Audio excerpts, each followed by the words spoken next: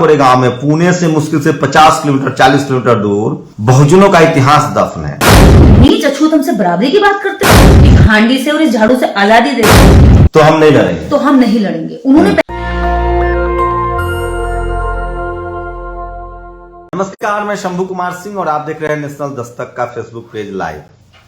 आज 31 दिसंबर है और कल 1 जनवरी। बहुजन समाज के लिहाज से एक बड़ा दिन होता है 1 जनवरी। आप कल्पना कीजिए 1818 1 जनवरी का दिन 500 महार सैनिक, जिसमें मराठा भी थे, महार भी थे, बहुजन थे, किसान भी थे और पेशवा 36,000 पेशवाओं की सेना और एक पर 56 भारी। सोचिए 56 पर 1 भारी, वहीं से 56 इंच का सीना का मुहावरा आता है।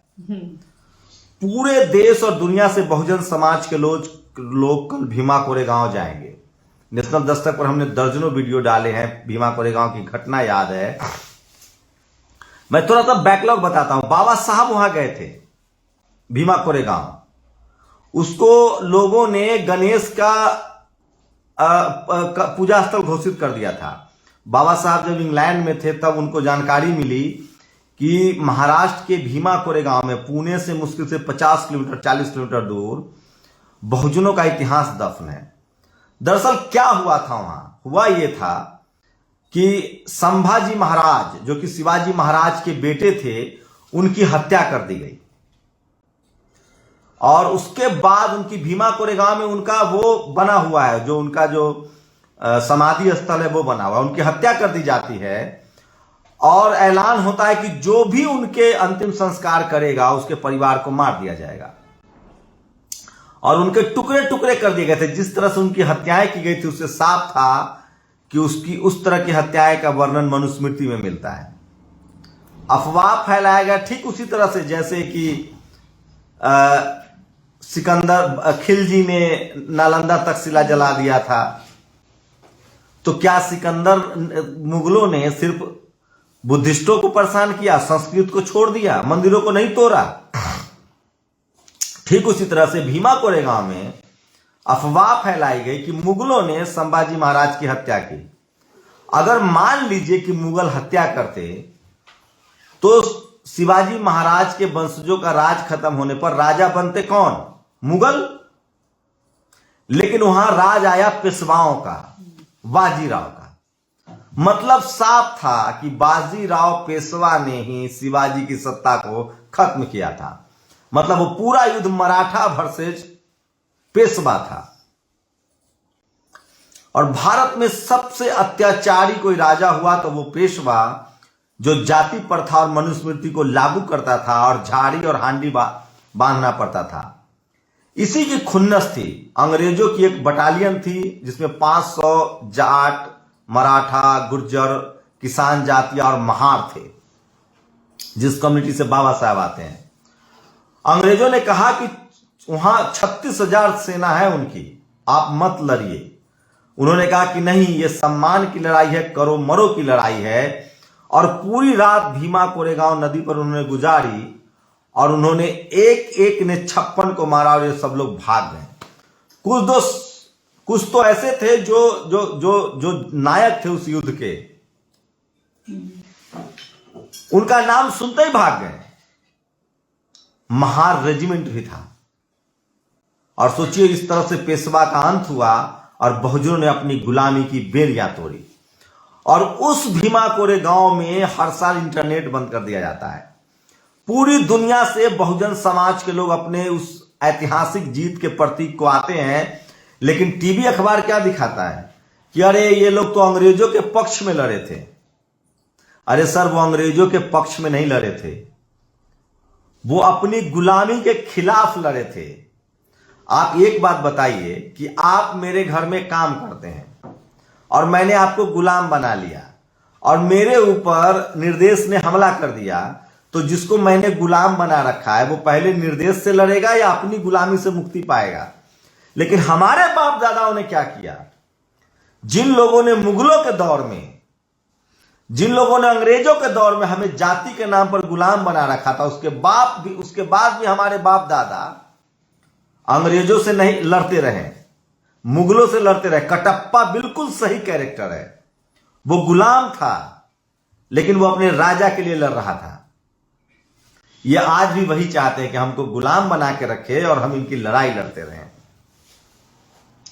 महाराष्ट्र की धरती, बाबा साहेब की धरती, फूले साहब की धरती, संत गाडगे की धरती, शिवाजी महाराज की धरती।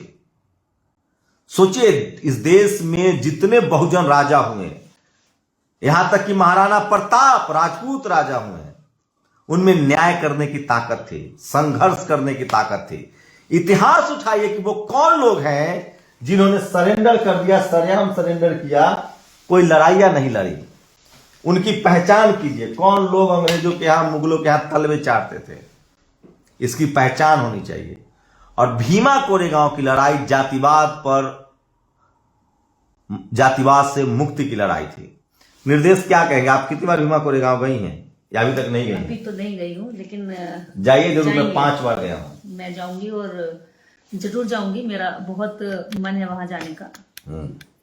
जिस तरह से अभी आपने कहा कि मीडिया भी इस तरह से झूठ फैलाते कि अंग्रेजों के पक्ष में लड़े थे, नहीं, वो मुक्ति की लड़ाई थी। हाँ, मुक्ति की लड़ाई थी। और उन्होंने कहा था, जब ये लड़ाई शुरू होने वाली थी तो महारों ने और मराठों ने कहा था कि अगर आप हमें इस हांडी से और इस झाड़ू से आजादी देते हैं तो हम नहीं लड़ेंगे, तो हम नहीं लड़ेंगे। उन्होंने पहले कहा जाकर के, और उन्होंने कहा कि तुम नीच अछूत हमसे बराबरी की बात करते हो, कि तुम्हें हम बराबरी नहीं देंगे, चाहे हम अंग्रेजों से हार जाएं। हमें हारना पसंद है लेकिन तुम्हें समानता देना पसंद नहीं। अगर ये उनको समानता देते, क्या मांग रहे थे वो? आत्मसम्मान, स्वाभिमानी तो मांग रहे थे, कोई कुछ राज नहीं मांग रहे थे, राजा बनना नहीं चाह रहे थे, सिर्फ समानता का हक चाह रहे थे। लेकिन उसके लिए भी इनके मन में जरा भी उनके प्रति दया नहीं आई कि चलो ठीक है, हम सब इनको इतने सालों सता लिया, काफी हो गया। मतलब जब सताने की अति हो जाती है तब भीमा कोरेगांव दृश्य भारत में दर्शाया जाता है।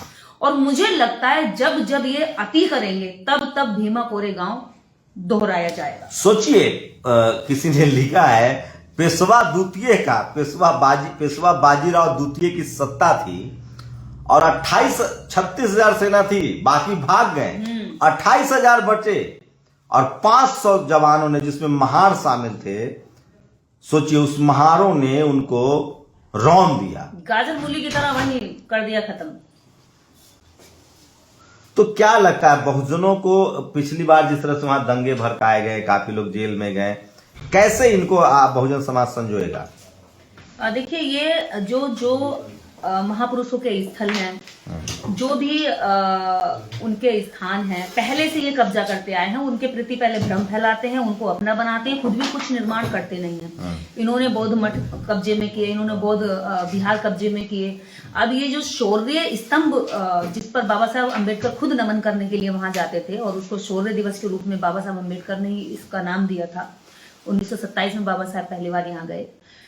तो अब ये इस पर भी भ्रम फैला रहे हैं। इस पर भ्रम ये फैला रहे हैं, आम जनता जो नहीं जानती, जिन्हें नहीं पढ़ा ये बारीकियों से, वो तो यही सोचेगी कि अंग्रेजों के पक्ष में लड़े थे, इसलिए उनको सम्मान नहीं देगी, इसलिए उनको जगह नहीं देगी, अपने बच्चों को नहीं बताएगी। क्योंकि अंग्रेजों से लड़ाई का मतलब ये मानते हैं कि अंग्रेजों से लड़ाई केवल इन लोगों ने लड़ी और बाकी लोगों ने साथ नहीं दिया। क्या तुमने उन लोगों को कभी साथ दिया जो तुम्हारे इतने लंबे समय तक तुम्हारे घरों में बर्तन धोते रहे, कपड़े धोते रहे, खाना बनाते रहे, तुम्हारी सेवा करते रहे, पैर दबाते रहे, तुम्हारे लिए खेती बनाकर तैयार करते रहे? तुमने उनको भी इतना घृणित नजर से देखा और जीवन ऐसा बेकार जीवन जीने के लिए मजबूर किया। अगर वो आत्मसम्मान के लिए लड़ाई लड़ते तो क्या वो अंग्रेजों के साथ लड़ते या उनके साथ लड़ते जिन्होंने उनको सताया था? क्या अंग्रेजों ने कभी जाति के नाम पर सताया? कभी नहीं सताया। क्या अंग्रेजों ने कभी जाति के नाम पर न्याय किया? नहीं किया। क्या अंग्रेजों ने कभी जाति के नाम पर असमानता का भेदभाव इन लोगों को जीने के लिए मजबूर किया? नहीं किया।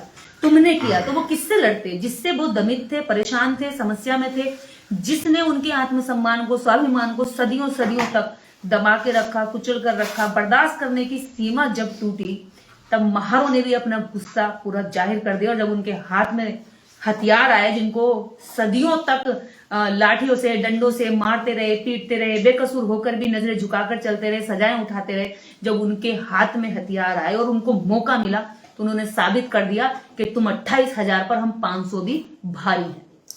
आप सोचिए, आप कल्पना कीजिए कि इस देश का टीवी अखबार चैत्य भूमि, जहां बाबा साहब का अंतिम संस्कार हुआ, वहां लाखों लोग आते हैं बाबा साहब के परिनिर्वाण पर, कोई टीवी अखबार नहीं दिखाता है। बिल्कुल। बाबा साहब की जयंती पर दिल्ली में, देश की राजधानी दिल्ली में संसद भवन पर लाखों लोग आते हैं, उसको भी टीवी अखबार नहीं दिखाता है। नागपुर, जहां 1956 में बाबा साहब ने धम्म की दीक्षा ली, लाखों करोड़ों लोग, लाखों लोग आते हैं नागपुर में, कोई टीवी अखबार नहीं दिखाता है। न चैत्य भूमि दिखाता है, न दीक्षा भूमि दिखाता है, न संकल्प भूमि दिखाता है। बड़ोदरा का वो संकल्प भूमि, जब बाबा साहब ने अपनी जान बचाई और जातिवाद के खिलाफ लड़ने का फैसला किया, वो भी नहीं दिखाता है। वो भीमा कोरेगांव भी नहीं दिखाता। लेकिन अब सोशल मीडिया है, डिजिटल मीडिया है, बहुजन अपने इतिहास को जान रहा है, समझ रहा है। वो क्या दिखाता है मैं बताती हूँ ना। तो मंदिरों के सामने नाक रगड़ता है, अपना माइक ले जा करके वहां के भक्तों से पूछता है कि कितनी श्रद्धा है। जब वहां कुछ चंद मुट्ठी भर लोगों की श्रद्धा उन मंदिरों में है, तो यहाँ करोड़ों लोगों की, लाखों लोगों की श्रद्धा इन धर्म स्थलों पर भी तो है। हमारी श्रद्धा जब देश की, क्या हम जनता नहीं है? क्या देश के नागरिक हम नहीं है? जो मीडिया वो भी दिखाए, वो अपना चीजें दिखाए, लेकिन तो इसका विकल्प है ना कि आप अपना टीवी अखबार शुरू कीजिए। नहीं भैया, हम कह रहे हैं कि अब हमारे लोग इस बात को समझे कि वो हमारा मीडिया नहीं है, इसलिए वो हमारी बात ना कभी किया उसने, ना आगे करेगा। तो अपने सोशल मीडिया जितने भी, इनको मजबूत करें, इन लोगों को आगे बढ़ाएं। जब हम वहां पर समय श्रम दे सकते हैं तो अपने टीवी अखबार और अपने चैनल खोलें। और ये आज की जरूरत बन गई है कि आपकी आवाज को उठाने के लिए आज आपके पास संसाधन है। कभी हुआ करता था कि आपको समझ नहीं थी टीवी की, मीडिया की, चैनल बनाने की। आज तो इतने बड़े लेवल पर हम खड़ा कर सकते हैं, क्योंकि ज्यादा से ज्यादा व्यूवर्स हमारे लोग हैं, करोड़ों की तादाद में हम हैं। अगर हम वोट परसेंट में ज्यादा हैं तो संख्या में हम हर जगह ज्यादा है। ये तो सोचिए, अब सोशल मीडिया पर वो बात नहीं है। नए साल की शुरुआत जय भीम के नारों से होनी चाहिए। ट्विटर के टॉप ट्रेंड में जय भीम का नारा गूंजना चाहिए। आप क्या बोलते हो? हमारे पूर्वजों ने ऐतिहासिक भीमा कोरेगांव शौर्य दिवस की जीत से मनाया था, तो याद कीजिए जय भीम के नारे और स्वागत कीजिए ये बाबा साहब का शानदार कोलाज। देखिए, बहुजन समाज इसको जी रहा है, लिख रहा है, पढ़ रहा है, और अब कोई चीज छुपाए नहीं, छुपने वाली है। 21वीं सदी और तकनीक ने सारे दरवाजे खोल दिए हैं। और इस बार सोचिए, अभी भी भीमा कोरेगांव पर इंटरनेट डाउन कर दिया जाता है, कल बिल्कुल बंद हो। तो मैं इसलिए कह रहा हूं कि टीवी और अखबार जो है वो इस देश का दुश्मन है, इस देश के बहुजनों का दुश्मन है, विज्ञान का दुश्मन है, उस देश के जवानों का दुश्मन है, किसानों का दुश्मन है, गरीबों का दुश्मन है। चंद मुट्ठी भर मनुवादी लोग जो टीवी अखबार पर जिनका कब्जा है, उन्होंने अंधविश्वास, कर्मकांड और झूठ में लोगों को फंसा दिया। आप सोचिए, कल मैं एक बात दिखा रहा हूं, कल टीवी पर बैठकर, एक चैनल है वो टीवी पर बैठकर किस तरह की चीजें चलाता है। मैंने फोटो तस्वीरें खींची है, आप कल्पना नहीं करेंगे कि इस देश में क्या क्या हो रहा है। वो उसमें है 23 ज्योतिष बैठाकर आपका ग्रह, नक्षत्र, शादी, ब्याह, पीएम सीएम तय होता है। मैं फिर कह रहा हूं, बहुजन समाज को विज्ञान की तरफ। सोचिए, भीमा कोरेगांव 22 प्रतिज्ञाएं कैसे घर घर गया। आप जाइए कभी दीक्षा भूमि, 22 प्रतिज्ञाएं लिखिए। जब राजेंद्र पाल गौतम ने 22 प्रतिज्ञाएं ली, पूरे देश में पहुंचा, तब लोगों को पता चला कि बाबा साहब ने 22 प्रतिज्ञाएं ली हैं। सब चुप हो गए, राजेंद्र प्रसाद पाल पर कोई केस नहीं हुआ। उसी तरह से जब भीमा कोरेगांव में बहुजन समाज पर हमला हुआ और जब बहुजन समाज ने इसका विरोध किया, तब जाकर लोगों के बीच पहुंचा कि ये भीमा कोरेगांव क्या चीज है। तो इस देश में फूले, पेरियार, अंबेडकर, कबीर, रविदास, आपके तमाम उदा देवी पासी, आपके तमाम बुद्ध साहित्य से आपको भटकाया गया है, छुपाया गया है। और इसलिए मैं एक लाइन से खत्म करूंगा। भारत के इतिहासविद, संविधान के जानकार, शिक्षाविद, इतिहासविद, पाली प्राकृत के एकमात्र तमाम लिपियों को पढ़ने वाले राजेंद्र प्रसाद सिंह ने एक ट्वीट किया है, जिसके साथ नए साल की आप शुरुआत करें। क्या शानदार ट्वीट है, वो पढ़िए। पूरे विश्व में फिर भारत का उज्जवल कीर्ति गान होगा। सोने की चिड़िया भारत था, फिर से भारत महान होगा। ले चलो तथागत बौद्ध काल में, नए साल में बधाई। सोचिए, इस देश में गुरु नानक हो, कबीर हो, रविदास हो, ये सब गैर बराबरी के खिलाफ लड़ते रहे और भारत तब सोने की चिड़िया थी जब तक्षशिला, नालंदा, विक्रमशिला जैसी यूनिवर्सिटियां थी, सोने का कारोबार था, सम्राट अशोक का अखंड भारत था। घनानंद के डर से सिकंदर घुस नहीं पाया था। मौर्य वंश से उसने अपनी, सिकंदर के सेनापति थे सेलुकस, उन्होंने अपनी बेटी की शादी कर दी। यह था मौर्य वंश का प्रताप, यह था सम्राट अशोक का प्रताप। और सम्राट अशोक राजा थे इसलिए नहीं जाने जाते हैं। सम्राट अशोक इसलिए जाने गए कि उन्होंने अपने बेटा और बेटी को, आज के समय में और उस समय भी जब लोग अपने बेटा और बेटी के लिए धन संपत्ति रखते थे, सम्राट अशोक ने बेटी संघमित्रा और बेटा महेंद्र को धम्म के प्रचार प्रसार में भेजा। तथागत बुद्ध ने बिना किसी विमान के पैदल दुनिया नाप दिया। आज पूरा साउथ ईस्ट एशिया बुद्धिस्ट है। मैं फिर कह रहा हूं, तथागत बुद्ध ने कहा है कि धरती पर कोई ईश्वर नहीं है, आप जो करेंगे वही आप पाएंगे। आपकी सफलता के लिए आपका काम जिम्मेदार है। इसलिए मैं कह रहा हूं कि बुद्ध जो है वो पहले सोशल साइंटिस्ट थे।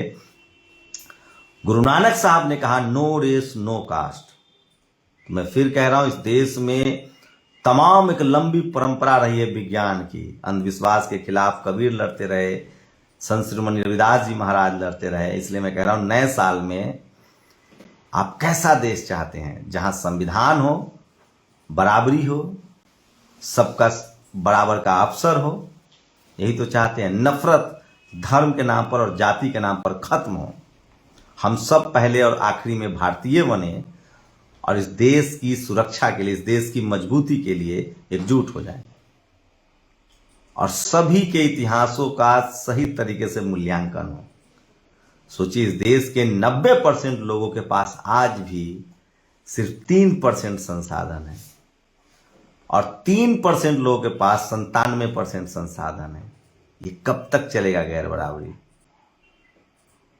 आप लोग अपनी प्रतिक्रिया जरूर दीजिए। अगर आसपास हैं, आप भीमा कोरेगांव जा रहे हैं, तो नेशनल दस्तक को आप वीडियो भेज सकते हैं। नेशनल दस्तक को ट्विटर पर टैग कर सकते हैं, वीडियो भेज सकते हैं। शुक्रिया। नेशनल दस्तक की आपसे गुजारिश है कि अगर इसको बचाना चाहते हैं तो नेशनल दस्तक को सब्सक्राइब करने के लिए रेड कलर के सब्सक्राइब बटन को दबाएं, फिर बेल आइकन की घंटी दबाएं। नेशनल दस्तक को बचाने के लिए बहुत जरूरी है कि हर खबर को शेयर करें, लाइक करें, कमेंट जरूर करें।